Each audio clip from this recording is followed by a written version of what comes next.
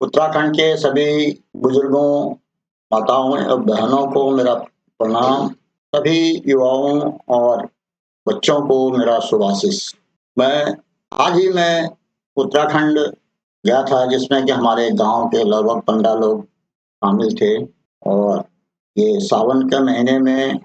गाँव जाने का मुख्य उद्देश्य था कि वहाँ पर आज क्या स्थिति है और क्या भविष्य में कोई नई तकनीक अपना करके वहाँ के लोगों की आमदनी को बढ़ाया जाए और पलायन कर चुके युवाओं को फिर से अपने गाँव में कुछ रोजगार करने के लिए प्रेरित किया जाए। इस कड़ी में मैं ये बताना चाहूँगा कि आज उत्तराखंड में ज़्यादातर जो धान की खेती होती थी जहाँ, वहाँ या तो बंजर हो चुकी है या कुछ जगह लोगों ने धान की जगह मंडवा, झंगोरा, कोदा झंगोरा इत्यादि बोया हुआ है। जब वहाँ के लोगों से इसके बारे में पूछा तो उन्होंने बताया कि धान की खेती करके अब कोई भी फायदा नहीं है, क्योंकि फसल पकने से पहले ही सूअर, बंदर, लंगूर इत्यादि जंगली जानवर इतना नुकसान कर देते हैं कि किसान के हाथ कुछ नहीं लगता। और धान की खेती के लिए आपको मालूम है कि काफ़ी मेहनत की ज़रूरत पड़ती है। पहले उसकी बीज की बुआई होती है, फिर उसके बाद रोपाई होती है, फिर उसके बाद निराई होती है और पानी की लगातार ज़रूरत होती है। तो उसकी काफ़ी केयर करनी पड़ती है, तो उसके बाद ही धान सही ढंग से उत्पादित होता है। लेकिन जंगली जानवरों के नुकसान करने से और दूसरा कारण, वहाँ पर अब जितने भी युवा पीढ़ी है वो पलायन कर चुकी है और वो देश-विदेश में जाकर के नौकरी कर रहे हैं और कुछ लोग अपने परिवारों को साथ ले गए हैं। कुछ अपने परिवारों को गाँव में छोड़ चुके हैं, लेकिन शिक्षा, स्वास्थ्य, यातायात के सुविधा ना होने की वजह से उन युवतियों को भी मजबूरन अपने बच्चों को पढ़ाने के लिए नज़दीक के कस्बों में जाकर के किराए पे के मकान पे रह करके बच्चों को पढ़ाने की व्यवस्था की जा रही है। यातायात के साधन ना होने की वजह से, सड़कों की क्वालिटी सही ना होने की वजह से ऐसा भी नहीं हो पाएगा कि लोग अपने बच्चों को गाँव से ही नज़दीक के कस्बे में पढ़ाने के लिए भेज पाएँ। जैसे कि आपको मालूम है कि कई जगह पीएमजीएसवाई के अधीन सड़कें बन रही हैं, लेकिन जो नदियाँ हैं, जो घाट गधीरे हैं, उनमें पुल ना लगने की वजह से उस सड़क का कोई उपयोग नहीं किया जा पा रहा। ऐसे ही हमारे सिमलता, कफना, डुमरा, भरदार की जो एक रोड है, उस बन चुकी है, लेकिन उसमें पुल ना लगने की वजह से पिछले 3 साल से उस सड़क का सही उपयोग नहीं हो पा रहा। इसके अलावा सरकार की उदासीनता है, वहाँ पर आधुनिक तकनीक का कोई प्रचार और प्रसार नहीं है। जितने भी सरकारी विभाग के लोग हैं, वो एक नौकरशाही में व्यस्त हैं, अपनी तनख्वाह से मतलब है और हाज़िरी लगाने से मतलब है। उसके अलावा वो कोई भी डेवलपमेंटल कार्य नहीं करते। ख़ास तौर पर जो वहाँ पे उद्यान विभाग है, वहाँ पर यदि उत्तराखंड में उद्यान बागवानी को यदि प्रोत्साहित किया जाए, तो वहाँ पर जो आज की जो स्थिति है पलायन की, उसमें कुछ न कुछ परिवर्तन किया जा सकता है। उद्यान विभाग की तरफ से वहाँ के कृषकों को सही ढंग से सहायता न मिलने की वजह से भी उत्तराखंड में बागवानी का विकास नहीं हो पा रहा। यदि कोई लोग बागवानी कर भी रहे हैं, तो वो अपने स्वयं के प्रयास से ही कर रहे हैं। इस इन सबको ध्यान में रखते हुए मेरा ये मानना है कि इन समस्याओं को हल करने के लिए न केवल सरकार को प्रयास करना पड़ेगा, बल्कि उत्तराखंड के निवासियों और प्रवासियों को भी इस ओर ध्यान देना होगा। अन्यथा वो समय दूर नहीं है कि उत्तराखंड के ज़्यादातर गाँव भूतिया गाँव बन जाएँगे और धीरे-धीरे बाहर के लोग वहाँ आकर के बसेंगे और जो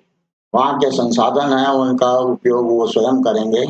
और एक स्थिति ऐसी भी आ जाएगी कि जो उत्तराखंड में बचे-खुचे लोग भी हैं, वो कश्मीरियों की तरह उनको भगा दिया जाएगा। इस बात को ध्यान में रखते हुए मेरा ये मानना है, यदि उत्तराखंड में पलायन को रोकना है या जो युवा पलायन कर चुके हैं, उनको वापस उत्तराखंड में बुलाना है, तो उसका एक ही उद्देश्य होना चाहिए कि उत्तराखंड में रहते हुए लोगों को उन्हीं के गांव या उन्हीं के इलाके में उनके आय के साधन बनाने होंगे, और वो आय के साधन जो हमारी खेती बंजर पड़ चुकी है, तो उसमें आधुनिक उपकरणों से, आधुनिक तकनीक से बागवानी उद्योग को चलाने के लिए या बागवानी को प्रोत्साहित करने के लिए लोगों को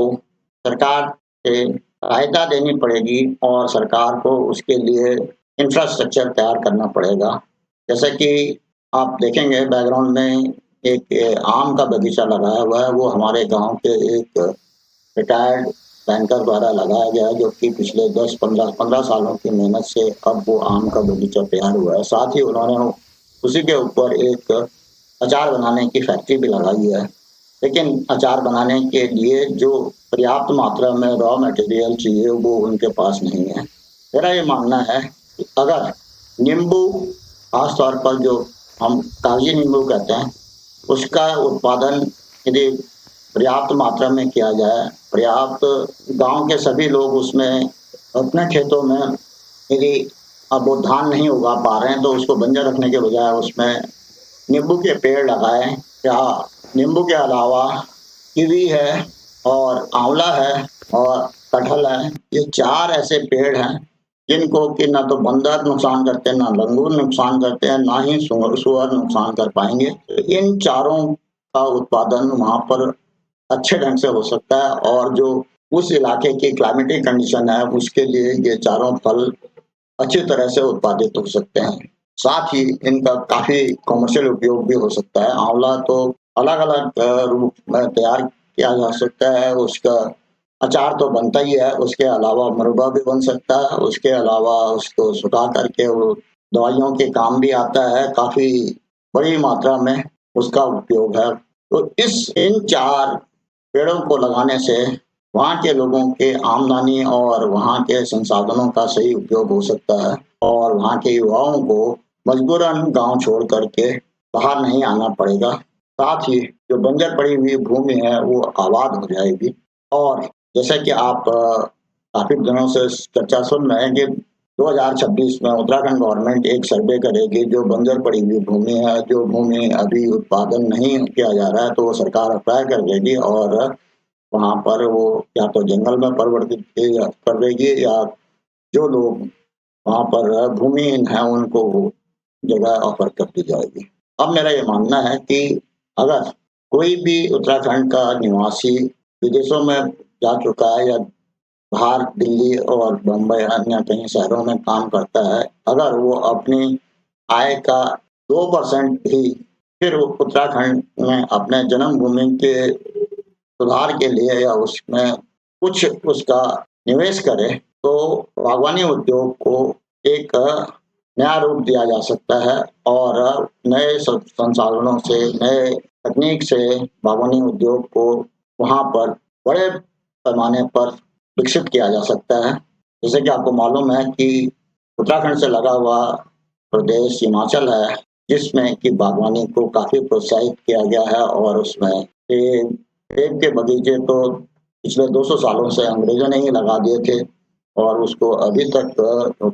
हिमाचल के लोगों ने विकसित किया है और उसको काफी अच्छा आगे बढ़ाया है, और अच्छे आमदनी का साधन है। साथ ही बाकी कई किस्म के फल हैं, जैसे कि खुमानी है, अखरोट है और कीवी है। इन काफी फलों को वहाँ पे पर्याप्त मात्रा में उत्पादित किया जा रहा है, और वहाँ की सरकार बागवानी पर विशेष ध्यान दे रही है। दुर्भाग्यवश उत्तराखंड की सरकार का इस तरफ कोई ध्यान नहीं है, और उत्तराखंड में एक हिमाचल से एप्पल के एक्सपर्ट को लाया गया था, जो कि एक बहुत ही भ्रष्ट व्यक्ति होने की वजह से उसने जो कुछ भी उद्यान विभाग का जो फंड था वो केवल एग्जीबिशन और इधर उधर प्रदर्शनी में ही खर्च कर दिया, और वास्तविक रूप से जो ग्रास रूट लेवल पे जो फंड जाना था वो खत्म कर दिया। तो इस प्रकार से उत्तराखंड की सरकार काफी उदासीन है बागवानी के लिए, जिसकी वजह से इस उद्योग को कोई प्रोत्साहन नहीं दिया जा रहा। लेकिन मेरे वहाँ के निवासियों और प्रवासियों से अनुरोध है कि आप अपना प्रयास स्वयं करें, अपने बंजर खेतों में स्वयं गड्ढे खुदवा करके, और हर बरसात में 100-200 पेड़, इन 4 फलों में से किसी के, चाहे आप नींबू लगाएँ, आंवला लगाएँ, कटहल लगाएँ या कीवी लगाएँ, यहाँ पर जैसे भी जलवायु है, उस इन 4 फलों को लगाएँगे तो इनको ना तो जानवर खाते हैं और ना ही इसमें बहुत ज़्यादा इन्वेस्टमेंट की ज़रूरत है। एक बारी इन फलों को सही ढंग से, इनके पौधों को सही ढंग से बरसात में लगा कर के और सर्दी-गर्मी में पानी की व्यवस्था करनी पड़ेगी, थोड़ा-सा खाद इत्यादि की व्यवस्था करें। यहाँ ऑर्गेनिक तौर पर फलों का उत्पादन किया जा सकता है, ज़्यादा कीटनाशक के प्रयोग करने की ज़रूरत नहीं है, कुछ भी इस दवाइयों की ज़रूरत नहीं है, केवल खाद, पानी की ही ज़रूरत पड़ती है और यदि उसको पर्याप्त मात्रा में दिया जाए तो अच्छा उत्पादन होगा और ये फल आसानी से वहाँ पर पैदा किए जा सकते हैं और आसानी से इनको बढ़ावा दिया जा सकता है। और जिस प्रकार से ये एक अचार बनाने की फैक्ट्री लगाई हुई है और उसके अलावा और भी कई किस्म के उद्योग जो कि कृषि से संबंधित हो सकते हैं, उनको और प्रोत्साहित किया जा सकता है, जिससे कि लोगों को रोज़गार मिलेगा, उनकी आमदनी बढ़ेगी और वहाँ पर पड़ी हुई बंजर भूमि का सही उपयोग होगा। आज के इस वीडियो में मैं इतना ही कहना चाहता हूँ। आशा है कि इस वीडियो को देख करके आप लोगों को कोई न कोई प्रेरणा मिलेगी और उम्मीद करता हूँ कि आप भी अपने आय का लगभग 2 से 5% उत्तराखंड में फिर से निवेश करने की चेष्टा करेंगे। इन्हीं शब्दों के साथ मैं अपने इस वीडियो को खत्म करता हूँ। मैं इस सीरीज़ में और भी वीडियो जारी करता रहूँगा। आप इस चैनल को सब्सक्राइब करें ताकि आपके पास ये वीडियो जल्द से जल्द पहुँच जाए और आपको उत्तराखंड के बारे में नई-नई जानकारी प्राप्त होती रहे। अगर आपको ये वीडियो पसंद आया तो इसको लाइक करें, साथ ही इस चैनल को सब्सक्राइब करें और नए-नए वीडियो के लिए जल्द नोटिफिकेशन के लिए बेल आइकन दबाना ना भूलें। वीडियो को अंत तक देखने के लिए धन्यवाद। जय हिंद, जय उत्तराखंड।